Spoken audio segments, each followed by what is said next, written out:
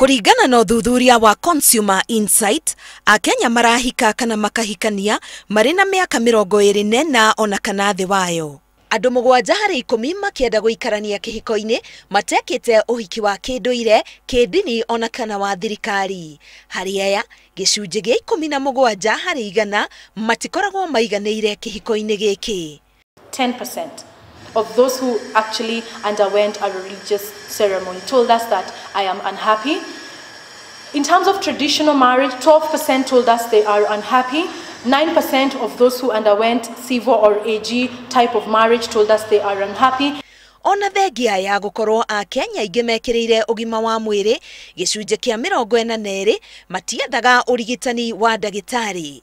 Akenya aya monaga arĩ wega kũgũra ndawa chemist-inĩ marwara ona kana magetha kihonia mĩciĩ-inĩ yao. Uthuthuria uyu oho uronania atĩ no gĩcunjĩ kĩa 24 kĩa Akenya moete insurance cia maũndũ matiganĩte. Wakinya nĩ mahũthĩro ma mbeca, gĩcunjĩ gĩa 14 kĩa mbeca iria mamathaga merekagĩria harĩ kũgũra irio, gĩcunjĩ kĩa 8 harĩ kũgũra nguo, gĩthomo na kũiga mũthithũ. Women who are married will solely make this decision.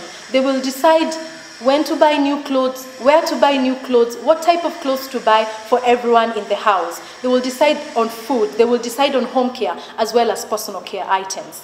And the man will only solely make a decision on what electronic to buy. What TV do we have in the house? How many inches? The man of the house will make that decision. Clearly, Kenyan women are wearing trousers. They're making a lot of decisions in the home. Gwakinya nĩ gũkomba, athuri aingĩ maroneka makĩenda gũkomba kuma mĩtambo-inĩ ya thimũ ta M-Shwari, na watumia magakomba ciama-inĩ na ikundi-inĩ ingĩ cia kĩmbeca ta Sacco. Mwena-inĩ wa ũkinyanĩria, Akenya gĩcunjĩ kĩa 88 mena thimũ cia moko, kũrĩa ũmwe harĩ 3 ena raini 2 cia thimũ. Marĩhi ma kũrĩria mũtugo ũyũ wa Akenya gũikara magĩcenjanagia raini. Ngĩribotera Inooro TV, Getwo Karo Kĩnyugo Mwaũra.